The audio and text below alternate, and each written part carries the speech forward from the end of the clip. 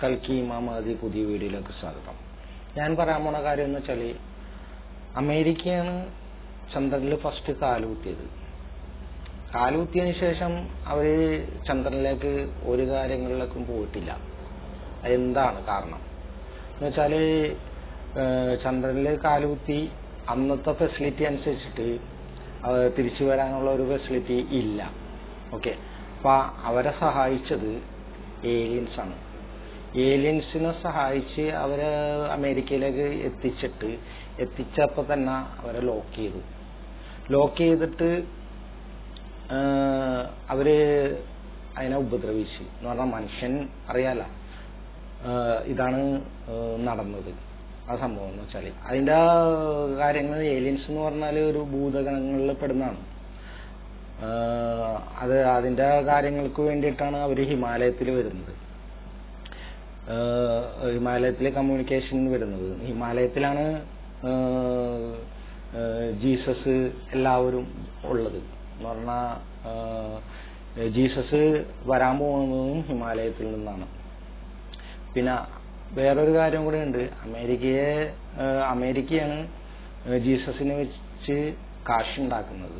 എന്ന് പറഞ്ഞാൽ സാത്താൻ ഗ്രൂപ്പ് എന്ന് പറഞ്ഞത് ഇസ്രായേലും അമേരിക്കയും കൂടിയാണ് ഈ സാത്താൻ ഗ്രൂപ്പിനെ വളർത്തുന്നത്. എന്ന് പറഞ്ഞാൽ ജീസസിന്റെ കാര്യം എന്ന് പറഞ്ഞാൽ, ഞാൻ പറഞ്ഞിട്ടുണ്ടായിരുന്നു 6 നമ്പർ. ആ 6 നമ്പറാണ് ഈ സാത്താൻ യൂസ് ചെയ്യുന്നത്. പിന്നെ ഹിമാലയത്തിൽ വരുന്നതെന്ന് വെച്ചാൽ, ഹിമാലയത്തിലാണ് ഭൂമിയിലെ സ്വർഗം. പിന്നെ വേറൊരു കാര്യം കൂടിയുണ്ട്. ഈ ഹനുമാനും